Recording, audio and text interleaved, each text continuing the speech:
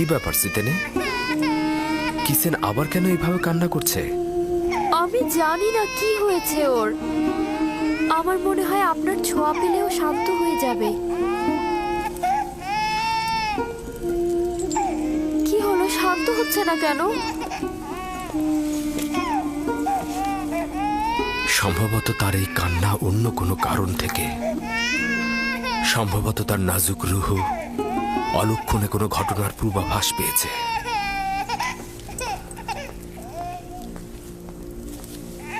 অলক্ষণে ঘটনা? কিসের ইঙ্গিত করে গেল? কিসেন কি তাহলে সেই কারণেই কান্না করে যাচ্ছে?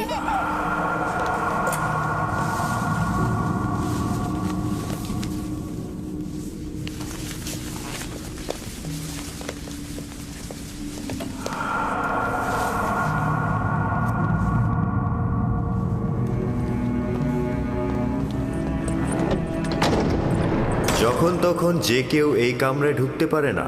এই কামরায় প্রবেশ করতে হলে তাকে অবশ্যই 7টি দরজা অতিক্রম করতে হবে। এই 7টি দরজা শক্তভাবে তালাবদ্ধ থাকে, আর তালাবদ্ধ অবস্থায় যে কেউ চাইলেই সেখানে প্রবেশ বা বাহির হতে পারে না। আর এই দরজাগুলোর চাবি শুধুমাত্র বানু জুলেখার কাছেই সংরক্ষিত থাকে।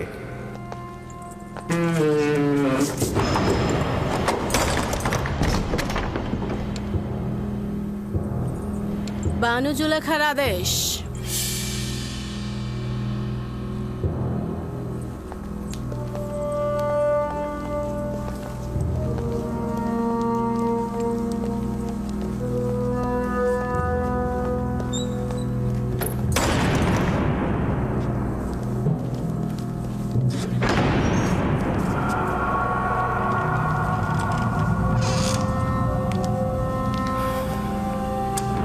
দরুদ বানু জুলেখা।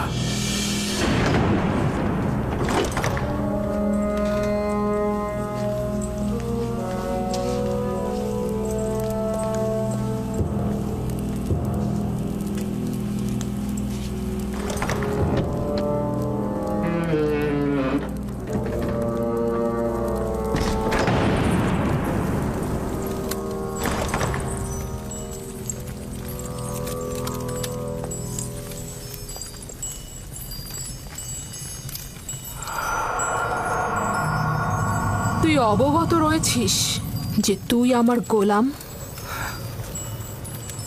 জি আমার বানু। এবং জানিস যে একজন গোলাম অবশ্যই তার মালিকের প্রতি আনুগত্য প্রকাশ করবে। এখন পর্যন্ত কোনো অবাধ্যতা দেখেছেন কি?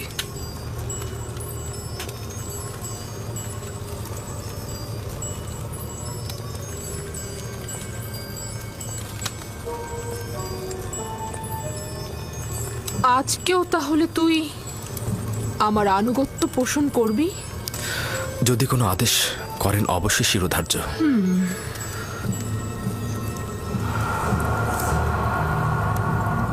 আজকে আমি নিজেকে তোর জন্য প্রস্তুত করেছি। খোদা তোমার কাছে পানাহ চাই। আপনি আমার কাছে কি চাচ্ছেন? খেয়ানত কি? আমি তো বলেছি আপনার কাছে সারা জীবন অনুগত থাকবো আমি, কিন্তু অনুগত আর বিশ্বাসের খেয়ানতের মধ্যে ভিন্নতা রয়েছে। আপনি আমার কাছে কি চাচ্ছেন? আমি তোর কাছে তোকে চাই। আপনার প্রতিদেবতার কাছে আমি বিশ্বস্ত। তিনি আমাকে মহব্বত করেন, তিনি আমাকে উন্নত স্থান দিয়েছেন। তার বিশ্বাসে খেয়ানত করব? আমাকে মহব্বত প্রকাশ করলে তাতে আমি তো খেয়ানতের কিছু দেখছি না। আমি আপনারও আপনার স্বামীর কাছে কৃতজ্ঞতা জ্ঞাপন করছি, কিন্তু তার মানে তো এই নয় আপনার মহব্বতের প্রতিদান দিতে গিয়ে আমি গুনার সাগরে ডুবে যাই। তুই আমার কাছে ঋণী। অবশ্যই তুই আমার মহব্বতের প্রতিদান দিবি, এবং একজন গোলাম হিসেবে তুই বাধ্য আমার আনুগত্য পোষণ করতে। যিনি আপনাদের দয়া আমার উপর বর্ষণে সাহায্য করেছেন তিনি হচ্ছেন আমার খোদা। সে কারণে আমি আপনাদের চাইতে বেশি এবং আপনাদের থেকে পূর্বে তার কাছে ঋণী। আমি নিজেকে ইজ্জতের তুঙ্গ থেকে তুচ্ছ অবস্থানে নিয়ে এসেছি যাতে তোকে হস্তগত করতে পারি। আমি অধিকার ছাড়বো না। আমি আমার ঈমান ও নিজস্ব চরিত্রকে সাময়িক কামনা বাসনার কাছে বিসর্জন করব না। আমি আর তুমি ছাড়া এই ঘটনা কেউ জানবে না। কিন্তু খোদাবন্দের নজর থেকে এটা আপনি কি করে গোপন করবেন? ও, তাহলে খোদাকে নিয়ে এত ভয়? আমিও তার কাছে লজ্জিত, এটা তো কোনো ব্যাপারই না। তোমার দৃষ্টি সহ্য করতে পারবো না। আমাকে ক্ষমা করো হে মহান আমুন। সে আর আমাদের গুনার সাক্ষী নয়। আমার ভয় মহাপরাক্রমশালী ও প্রখর দৃষ্টি সম্পন্ন খোদায়। ওই হাতে তৈরি আমুনকে ভয় পাওয়া তো অজ্ঞতা ও মূর্খতা ছাড়া আর কিছুই নয়। তুই আমাকে অজ্ঞ ও মূর্খ বললি? আমি তোর মতো শত লোককে পায়ের নিচে পদদলিত করতে পারি। আমার ঘোড়াগুলোর বিষ্ঠা পরিষ্কার করার মতো যোগ্যতাও তোর নেই, আর তুই কিনা মহান আমুনের কাছে আনুগত্য প্রকাশ করাকে মূর্খতা বলছিস? আমি আদেশ করছি, তুই পালন করতে বাধ্য, আর তা না হলে তোর কবর এখানেই হবে।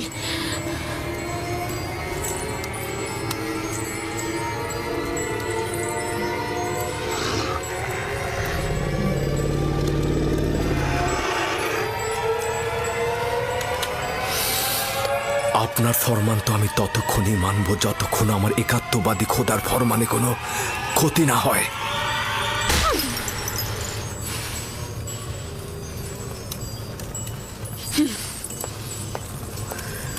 এখন এর সর্বোত্তম জবাব হতে পারে তোমার ন্যায় একই কাজ আমারও করা। হে খোদা তাআলা, তুমি আমার একমাত্র সাহায্যকারী। হে খোদার নবী, একাত্মবাদী খোদার পক্ষ থেকে পয়গম, আমরা আপনাকে ছেড়ে যাব না। জুলেখার মোকাবেলা না করে নিজেকে সংযত রাখুন। সে শয়তান দ্বারা পরিচালিত হচ্ছে। যেহেতু ইউসুফ তার কামনার প্রতি আনুগত্য করছে না, তাই সে জবরদস্তির আশ্রয় নিয়েছে। সে ক্রমাগত কৌশল করে যাচ্ছে। এটা শয়তানেরই ফাঁদ। পেছনের দরজা দিয়ে প্রস্থান করুন।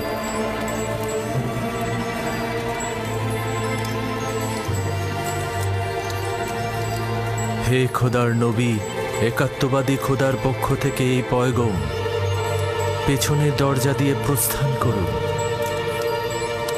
প্রস্থান করুন।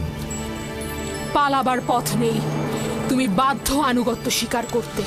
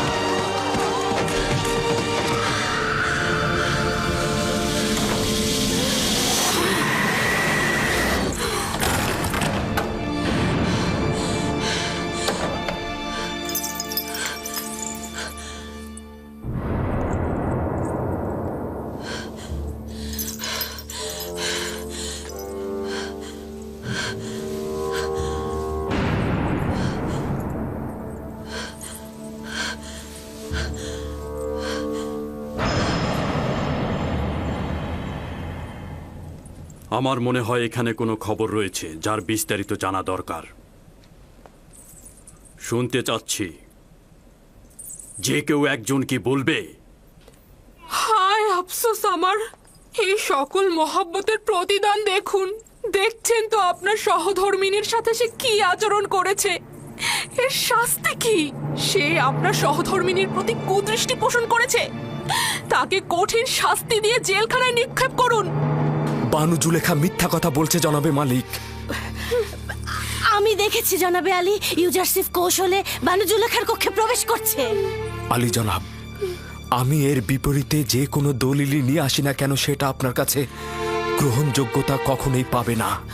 কারণ এতে বানু জুলেখার সম্মানহানি ঘটবে এবং আপনি তার পক্ষে রায় দেবেন। আর কারো সাহসও নেই সত্যটা বলার। আপনিও নিশ্চয়ই সেটাই চাইবেন। এর থেকে বেশি ক্রোধের সৃষ্টি করো না। আমি দলিল ও সাক্ষী দেখতে চাই। আমি আসল গুনাহগারকে ধরতে চাই। আমার না আছে গুনাহ না করার কোনো দলিল, আর না আছে কোনো সেবিকা যে আমার পক্ষে সাক্ষ্য দেবে। সুতরাং তুমি দণ্ডিত, এর শাস্তি অবশ্যই পাবে। আমি এর জন্য প্রস্তুত রয়েছি জনাবে মালিক। তবে হাকিকত হচ্ছে সে আমাকে তলব করেছে এবং মিলনের ইচ্ছা পোষণ করেছে। আর এটা প্রমাণ করতে আমার নিজস্ব খোদা ব্যতীত আর কোনো সাক্ষী নেই। তুমি জুলেখার নির্জনতার সুযোগে প্রবেশ করেছ। করিমামা সাক্ষী রয়েছে। সকলেই জানে বানু জুলেখা অপরাধী, কিন্তু তার বিরুদ্ধে সাক্ষ্য দেওয়ার সাহস নেই কার। তোমার সাক্ষীকে হাজির করো এবং সাক্ষ্য দিতে বলো। খোদা ব্যতীত আমার তো আর কোনো সাক্ষী নেই। যদি আমাকে একাকে ছেড়ে দেন তো আমাকে সর্বাপেক্ষা কঠিন পরিস্থিতির মধ্যে পড়তে হবে। আপনি কি চাইছেন, এই গোলামের কথা গ্রহণ করতে?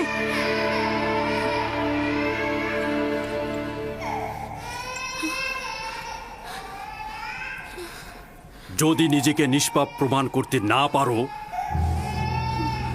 তাহলে এই মুহূর্তে প্রাণ বিসর্জন দেওয়ার জন্য প্রস্তুত হও। জনাবে আলী, আমি নিজে দেখেছি ইউজারসিফ রাজমহলের দিকে আসছিল। আসবার পথে সে বাচ্চাটির সঙ্গে খেলা করে এবং তারপর কৌশলে এই সপ্ত দরজা দিয়ে ঢুকে একটা একটা করে দরজা বন্ধ করছিল। আমি নিজের কক্ষে বিশ্রামরত অবস্থায় ছিলাম। তাকে নিজের শিয়রে দেখে চিৎকার করে সাহায্য চাইছিলাম, আর তখন সে পালাতে লাগলো। রুদামুনকে এখানে ডাকো। ইউজারসিফের উচিত এখানেই শাস্তি পাওয়া।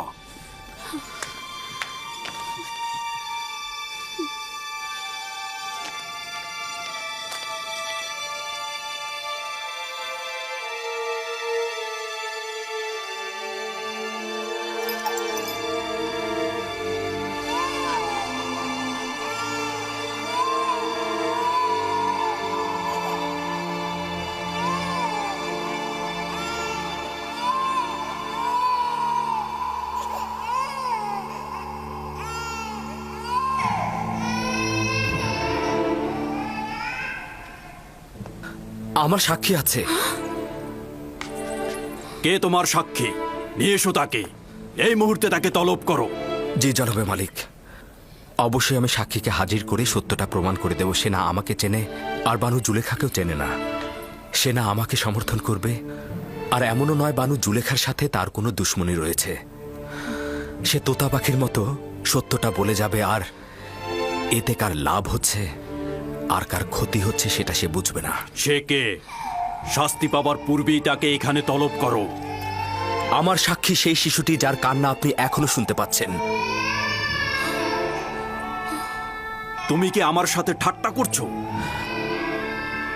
না জনাবে মালিক, আপনার কাছে আমি তাগাদ করছি ওই শিশুটিকে দয়া করে এখানে নিয়ে আসুন, তাহলেই সত্য প্রমাণিত হয়ে যাবে। একজন নবজাতক সাক্ষী দেবে? সে তো এখনো কথা বলতেই শেখেনি। ঠিক আছে, বলুন তাকে নিয়ে আসতে।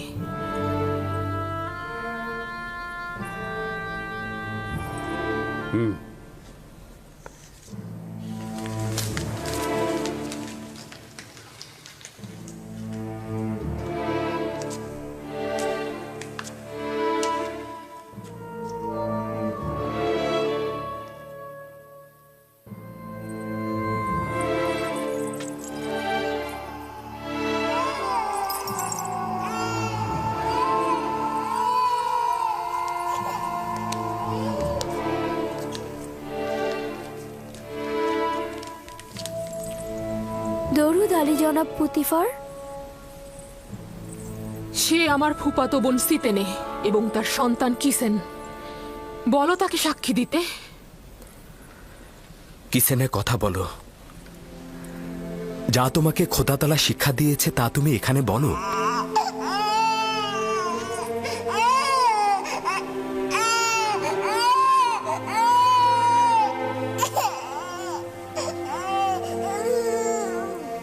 বলো কি সিনে?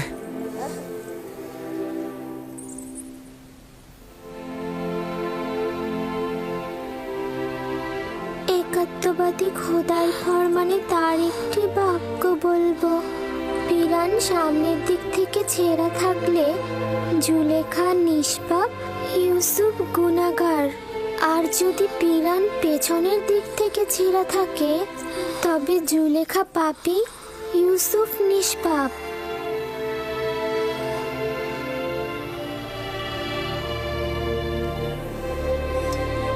তুমি কি করে কথা বললে লক্ষ্মী সোনা আমার?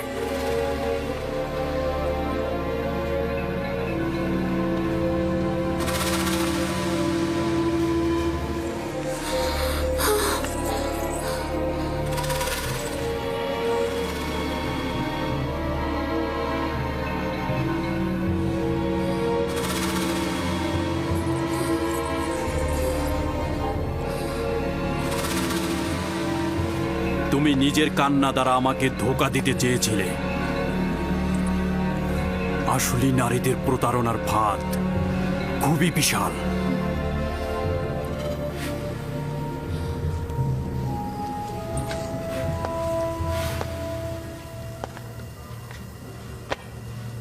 আমি যে অপবাদ তোমাকে দিয়েছি তার জন্য ক্ষমা চাচ্ছি। আশা করছি আমাকে আর জুলেখাকে ক্ষমা করবে এবং এই ঘটনা সব সময়ের জন্য গোপন রাখবে।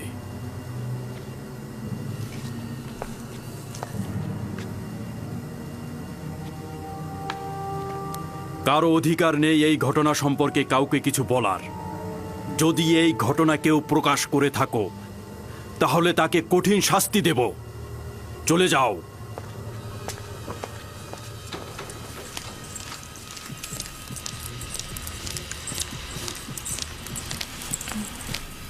কি ঘটলো আমি তো কিছুই বুঝলাম না। একটা শিশু কিসেনে, সিতেনের সন্তান, সে কথা বলেছে এবং সবকিছু প্রকাশ করেছে। একজন নবজাতক শিশু কি করে কথা বলতে পারে? কিন্তু সে তো বলল। কিন্তু কিন্তু এটা কি করে সম্ভব? আমি জানি না।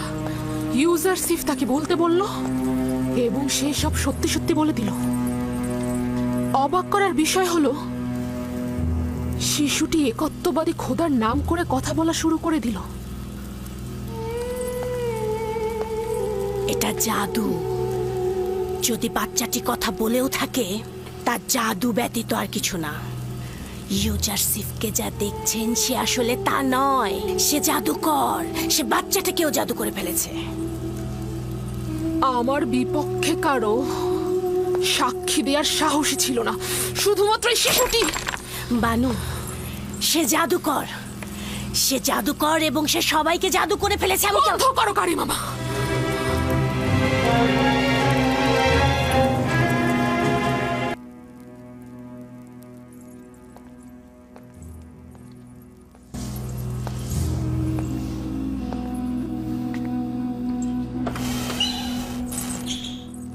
এই দরজাগুলো তো তালাবদ্ধ ছিল, তাহলে খুললো কি করে? আমিও বুঝতে পারছি না। সে দরজাগুলোতে স্পর্শও করেনি, কিন্তু দরজাগুলো খুলে গেল। তাহলে ভেবে দেখুন, আমি এমনি কি তাকে জাদুকর বলেছি? জাদুকর নয়, আমি বালক বয়স থেকে তাকে বড় করেছি। সে কোনোদিন কোনো জাদুকরের কাছে গিয়ে জাদু শেখেনি। তাহলে এই দরজা আর ওই বাচ্চাটি?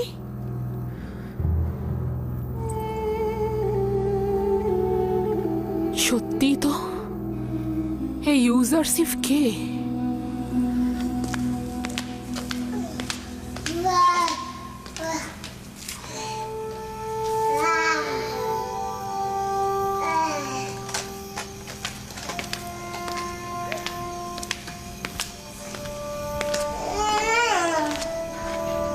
সিতেনে,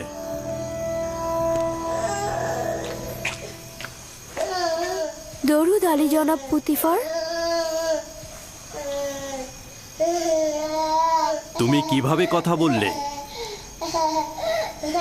আমার তো বিশ্বাসই হচ্ছে না।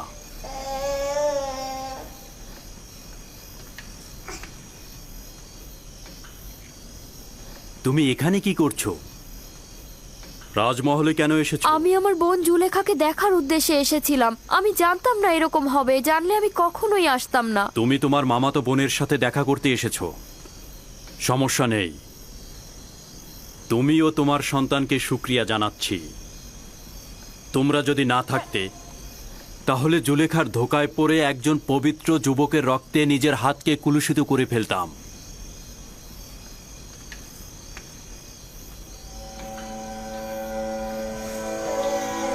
আমি তো বুঝতেই পারছি না তুমি কি করে কথা বললে।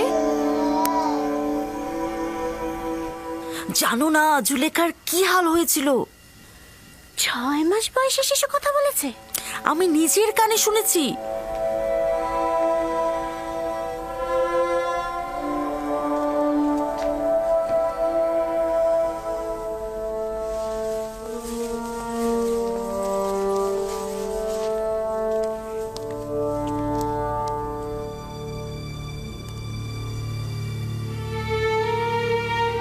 যদি এই খবর সর্বত্র ছড়িয়ে পড়ে তাহলে কি হবে?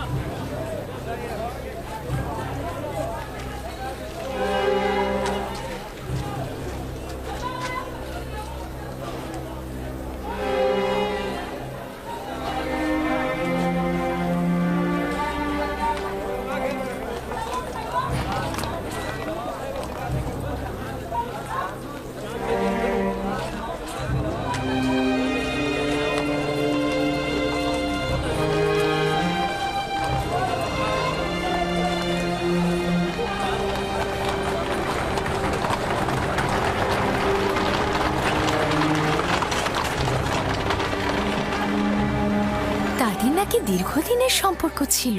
রাজমহলের ঘটনার সাক্ষী তো আমি নিজেই। যখন ইউজারসিফের কথা জিজ্ঞেস করলাম তখন জুলেখা অসন্তুষ্ট হয়ে মেহমানদের ত্যাগ করে চলে গেল। শহরের সর্বত্র এ সম্পর্কে কথা হচ্ছে। সে তো দাম্ভিকতা আর অহংকারের বলে মানুষকে সবসময় অবহেলা করেছে, আর এখন কিনা একটা গোলামের সাথে প্রেম করছে। ঠিক তাই মিশরের প্রধান সেনাপতি পুতিফারের স্ত্রী জুলেখা নিজেকে একজন গোলামের কাছে সমর্পণ করেছেন, যার পূর্ব পরিচয় একজন ভেড়ার রাখাল। কি ভেড়ার রাখালের সাথে? তাহলে তো অবশ্যই প্রধান খাদেম মক্কা মোহরকে বিষয়টা জানানো উচিত। জুলেখা ও পুতিফারকে এবার কিন্তু এত সহজে ছেড়ে দেওয়া হবে না। ঠিক তাই, এটাই সুযোগ জুলেখা ও তার স্বামী পুতিফারের মর্যাদা একেবারে ধূলিসাৎ করে দেবার।